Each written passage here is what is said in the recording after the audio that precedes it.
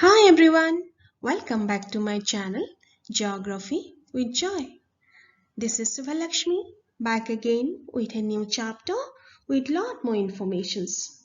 Hope you all are doing well and ready to take my class. Let's start then. Oh, did you subscribe my channel? Please do it. And also like and share my video. It will help me to serve you better. Let's start now.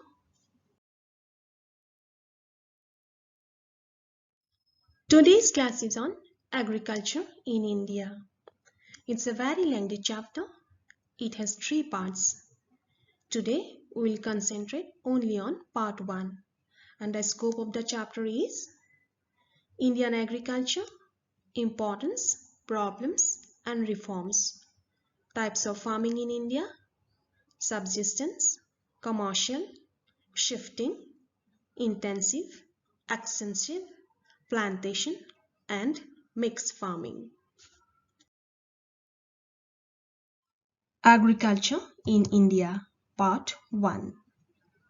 Agriculture is defined as the cultivation of soil in order to grow crops and rear livestock. Agriculture has been practiced in India since ages. Nearly two-thirds of India's population depends on agriculture directly or indirectly. The vast expanse of level land, rich soil, wide climatic variations suited for various types of crops, ample sunshine, and a long growing season provide the necessary conditions for the development of agriculture in India. Now, let's have a look at the importance of agriculture. How does it serve the Indian economy? Agriculture forms the backbone of Indian economy. It provides food for people and fodder for our livestock. It provides raw materials for agro-based industries such as textile, sugar, edible oil, etc. It accounts for a substantial portion of India's exports. Commodities such as tea, coffee, cashew nuts, and spices get us foreign exchange. It provides employment to millions of people. It generates working capital for non-agricultural development. It also acts as a consumer for many industrial products.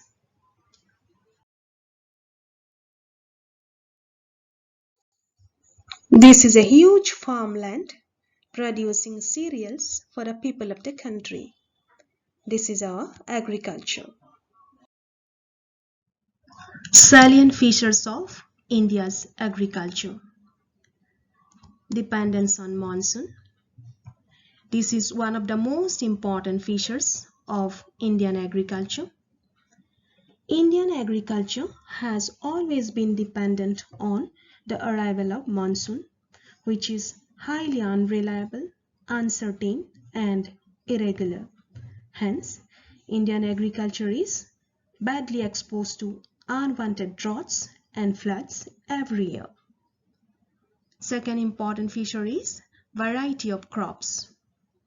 India's vast relief, varying climatic conditions and soil conditions help to produce a variety of crops. Tropical, subtropical and temperate crops like wheat and barley are grown. Third and the most important feature is preponderance of food crops. Since India has to feed a large population, preponderance of food crops over other crops is the most important feature of Indian agriculture. More than two-thirds of the total cropped area is taken up by cultivation of food crops. Next important feature is different crop seasons. India has three main crop seasons which are mostly influenced by the changing seasons. They are Kharif, Rabi and Zaid. Kharif is a monsoon crop Ground is prepared in April and May and seeds are sown in June on arrival of rain. Harvesting is done in the beginning of November. Major crops are rice, maize, jawar, bajra, groundnut, etc. Second one is Rabi crops. These are winter crops. The ground is prepared by the end of October or the beginning of November and harvesting takes place in March. Major crops are wheat, barley, jawar, oilseeds and tobacco. Third one is Jayad. This is summer crop. Summer cropping season in which crops like rice, maize, groundnut, vegetables and fruits are grown along with pulses. Have a look at this picture. What are these? These are kharif crops. This is a rice field. These are cotton plants. A huge area is cultivated with cotton plants. These are groundnuts and these are jute plants. These all are coming under kharif crops. These are rabi crops. Wheat, gram, tobacco, oilseeds. These all are coming under rabi crops. These are winter crops. Have you seen tobacco plants before? Look at those. Leaves are broad, isn't it? And these are Zayat crops. These are summer crops. Along with the pulses, cultivation is going on for fruits and vegetables like tomatoes. This is a potato field. These are mangoes, everybody's favorite. And this is watermelon, very healthy fruit for summer. Now let's discuss about the problems of Indian agriculture. Despite a number of efforts being made for agricultural development, the agricultural yield in India is still low in comparison to the developed countries in the world. What can be the causes? Let's have a look. Unreliable rainfall. Indian agriculture is dependent to a large extent on the monsoons, which are uncertain, irregular, and unequally distributed. That is why, when rains fail, agricultural production is badly affected, resulting in scarcity of food grains. Second cause is soil erosion.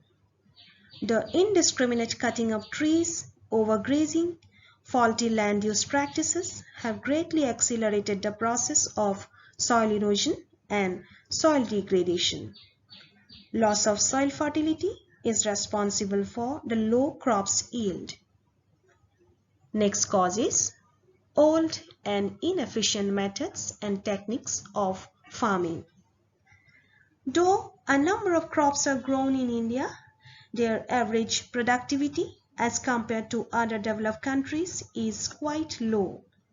This is because of old and inefficient methods and techniques of farming, inadequate irrigation facilities, and inability of the farmers to purchase good quality seeds and modern equipment because of paucity of funds and lack of latest know-how and inputs. Next cause is faulty cultivation of crops. In India, agriculture is practiced by repetitive cultivation of the main two food crops. They are rice and wheat.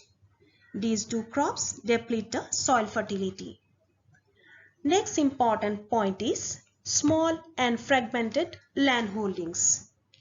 This is the most common feature of Indian agriculture. Intensive farming, increasing population, and a practice of dividing and subdividing land for inheritance are some of the drawbacks of our agriculture. A lot of time and labor is wasted in taking care of smaller holdings. Next cause is floods and droughts are common.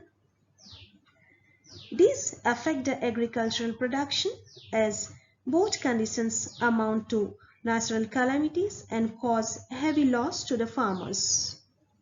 Another important cause is subsistence farming. Most of the Indian farmers do not like change. They stick to their traditional ways of farming or produce only for their own need. Thus, there is little improvement and the agriculture remains subsistence type.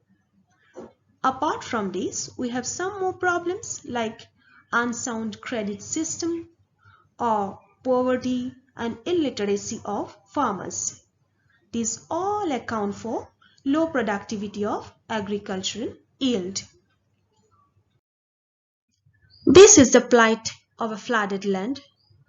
Everything is submerged underwater, including the farmland, resulting in a heavy loss of agricultural yield. Another natural calamity, a drought.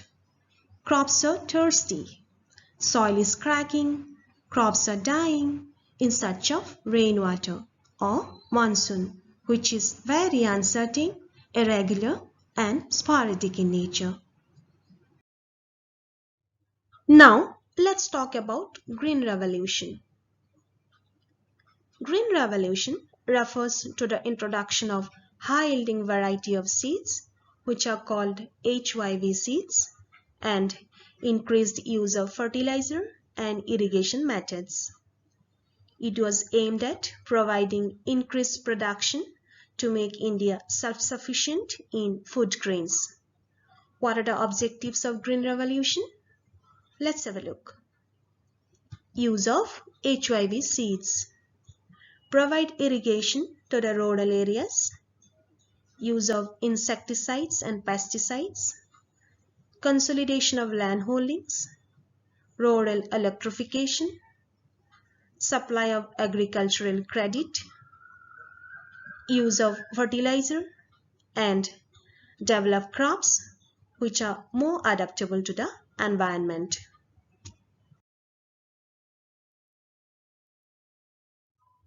This is a symbolic representation of Green Revolution. Rural electrification with the help of conventional sources of energy like solar energy, wind energy, etc., making India green and self-sufficient in terms of food grains. And here, fertilization is going on with the help of drone in the field. Even distribution of fertilizers, insecticides, pesticides are executed to get better quality crops on a large scale. This is one of the objectives of Green Revolution. Next topic is types of farming in India. Let's discuss about it. Based on geographic and climatic conditions, different types of farming are undertaken in various parts of the country.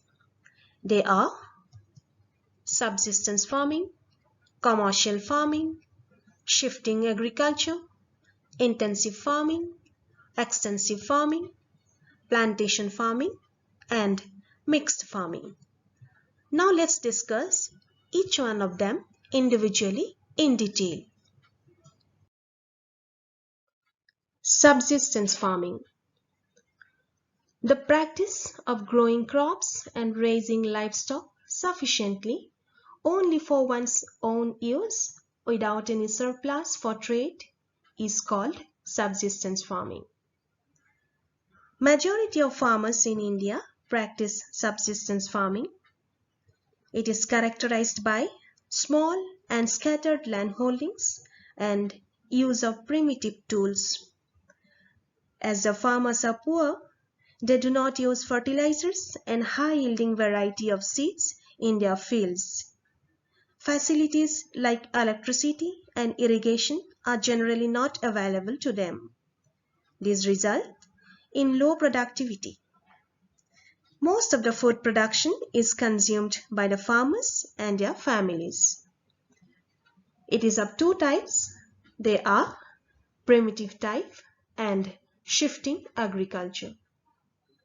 In primitive type of agriculture, farmers use simple tools and primitive techniques to grow food for their own use. About shifting agriculture, I will tell you in detail in my coming slides. Now let's have a look at the features of subsistence farming. Land holdings are small and scattered. The farmers use traditional methods of agriculture. It is dependent on monsoon and natural fertility of the soil. Since it is a primitive type, output is low as the production is for self-consumption and not for the market. And moreover, because of the use of simple tools and primitive technique to grow food. This is subsistence farming, where landholding is small and growing limited crops for their own consumption and not for sale.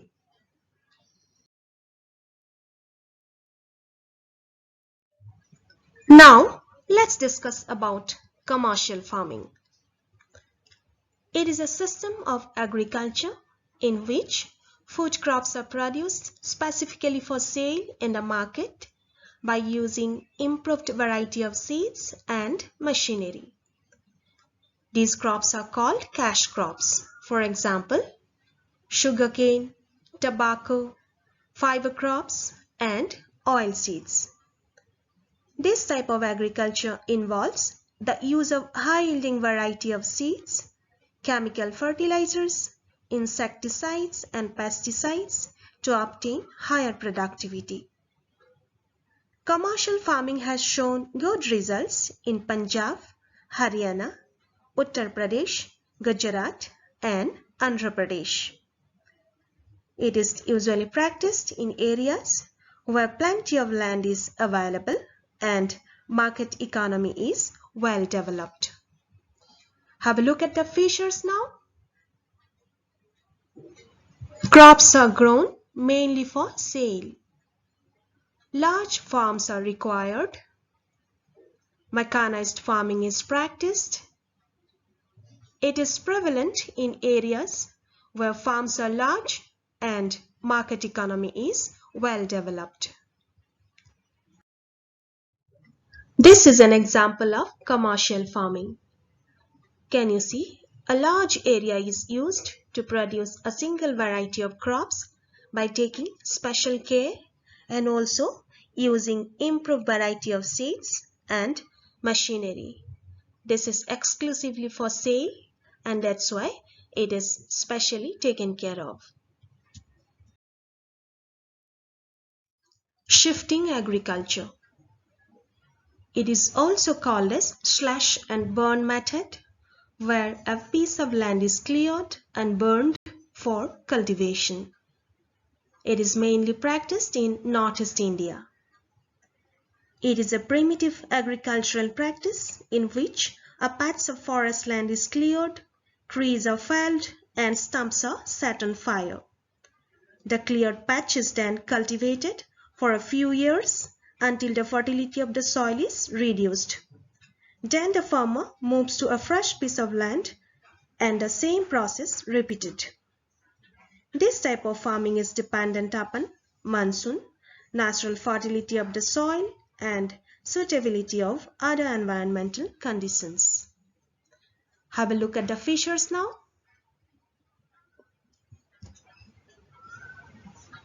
A patch of forest land is cleared by cutting and burning the trees, following which seeds are sown.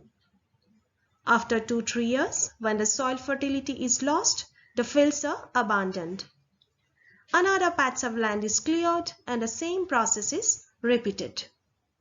But this is a very crude and primitive method, resulting in large-scale deforestation and soil erosion. This type of agriculture has been banned by the government now. Look at this picture.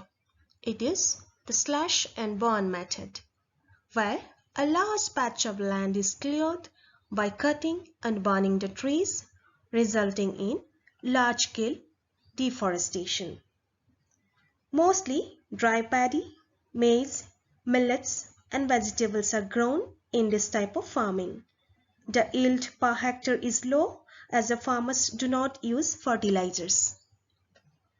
This type of cultivation is known by different names in different regions of India, like Jhum in Assam, Ponam in Kerala, Khil in Himalayan regions, and Kuruva in Jharkhand.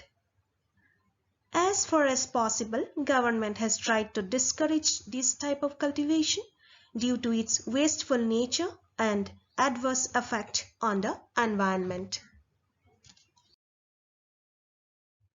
Now, let's talk about intensive farming. It is a system of farming in which small farms are cultivated using large inputs of manual labor, and the crops grown are rice, wheat, etc.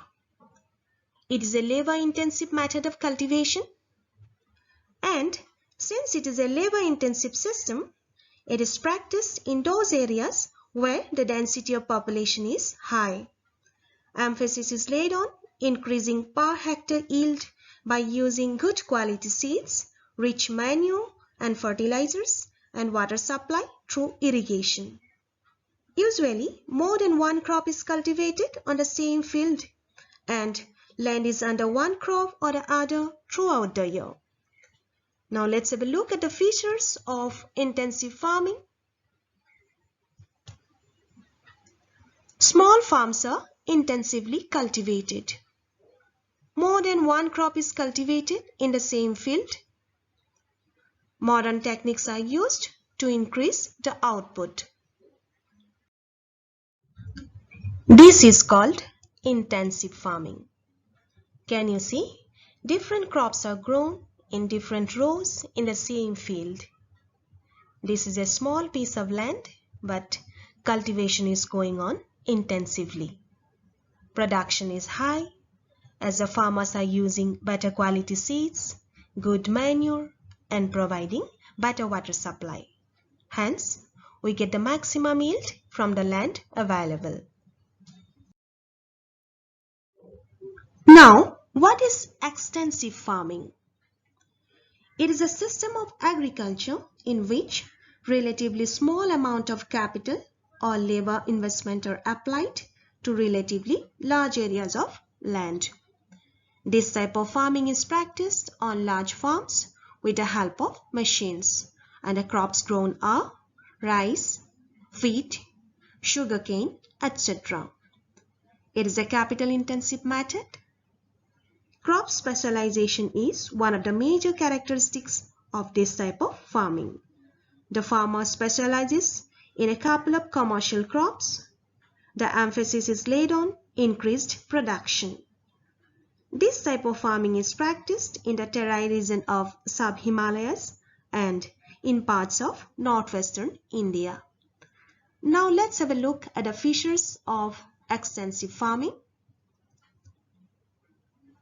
Farms are huge in size.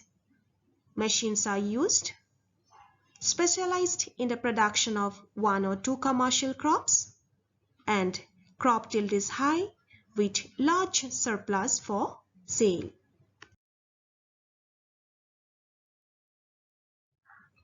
And this is called extensive farming.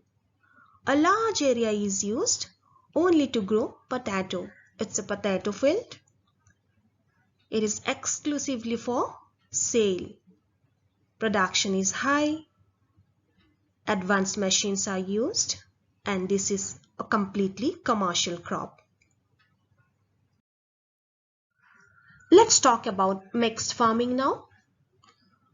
Cultivation of crops and raising of animals simultaneously is called mixed farming. Mixed farming ensures a steady income for the farmers because if the agriculture fails due to adverse climate or any other reason, they can look back to other means like cattle raising for income. Let's have a look at the features of mixed farming. Crops and animals are raised simultaneously. Two or more crops are grown together. Crop rotation is practiced. It ensures a steady income to the farmers. This is an example of mixed farming. More than two crops are grown together in the same field. Some are fruits and some are vegetables here. This is called cattle rearing. It's a cow shed. It's an alternative source for the farmers if the agriculture fails due to natural calamity or any adverse effect.